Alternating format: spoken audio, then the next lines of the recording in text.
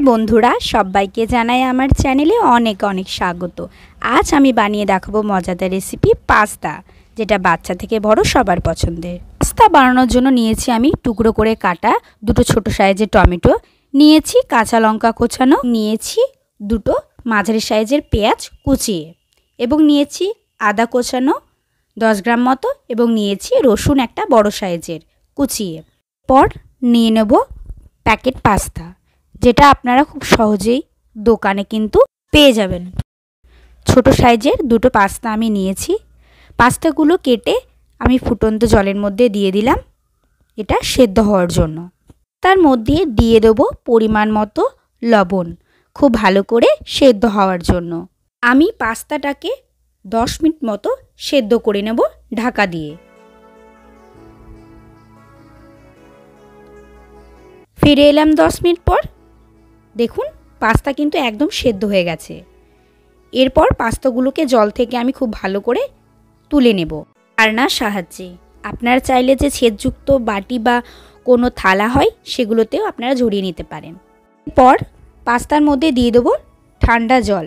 পাস্তার মধ্যে যে চ্যাটচ্যাটে ভাবটা একদমই থাকবে না। ভালোভাবে পাস্তাটাকে ধুয়ে এর মধ্যে দিয়ে দেব সামান্য পরিমাণ সাদা তেল, জলটাকে ঝরিয়ে। তেলটা আমি সমস্ত পাস্তার মধ্যে ভালোভাবে মাখিয়ে নিয়েছি। এরপর কড়াইয়ের মধ্যে দিয়ে দেব পরিমাণ মতো সাদা তেল, যতটা আমার পাস্তাটা করতে লাগবে। গরম তেলের মধ্যে দিয়ে দেব কোচানো রসুন, কোচানো আদা এবং কোচানো পেঁয়াজ এবং কাঁচা লঙ্কা। উপকরণগুলো দিয়ে খুব ভালো করে কিছুক্ষণ আমি ভেজে নেব।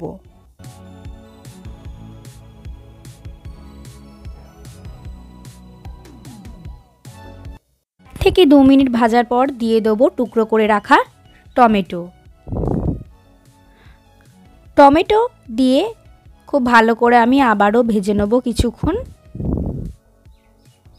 আপনারা চাইলে এর মধ্যে বিভিন্ন সবজিও অ্যাড করতে পারেন, যেমন গাজর, বিনস এগুলো। আমি কিন্তু এখানে সেগুলো দিইনি। এরপর দিয়ে দেবো পরিমাণ মতো লবণ। লবণ দেওয়ার পর কিছুক্ষণ নাড়াচাড়া করে 2 মিনিট এটাকে এভাবে রেখে দেবো ঢাকা ছাড়াই। তারপর নিয়ে নেব টমেটো সস।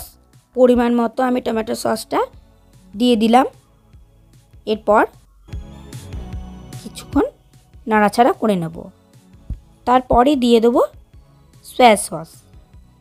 এই সয়া সস কিন্তু চাউমিন বলুন কিংবা পাস্তা দুটোতেই কিন্তু কালারের একটা চেঞ্জেস নিয়ে আসে। কিছুক্ষণ নাড়াচাড়া করতে করতেই দিয়ে দেবো তেল মাখানো সেই পাস্তাটা। দেখুন কি সুন্দর ঝরঝরে লাগছে। এটার কারণ কিন্তু ওই একটাই, খুব ভালো করে জল দিয়ে ধোয়া। জল দিয়ে কিন্তু না ধুলে একদমই ঝরঝরে ভাবটা আসে না। তার কারণ হচ্ছে যে একটা চ্যাটচ্যাটে ভাবটা থেকে যায় ওর মধ্যে।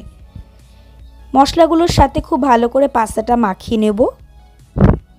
কিছুক্ষণ এটাকে নাড়াচাড়া করে দিয়ে দেব মশলা, পাস্তা মশলা। মশলা দিয়ে কিছুক্ষণ এটাকে নাড়াচাড়া করে নেব, প্রায় ওই 2 থেকে 3 মিনিট মতো, খুব বেশি না। ফিরে এলাম 3 মিনিট পর। একদম রেডি হয়ে গেছে আজকের আমার পাস্তা রেসিপি। একদম ঝরঝরে এবং খুব অল্প উপকরণে তৈরি। আমার আজকের এই রেসিপি যদি আপনাদের ভালো লেগে থাকে অবশ্যই কিন্তু একটা লাইক করে দেবেন। চ্যানেলে যদি নতুন হয়ে থাকেন তাহলে সাবস্ক্রাইব করতে একদমই ভুলবেন না। সবাই ভালো থাকবেন, সুস্থ থাকবেন। নমস্কার।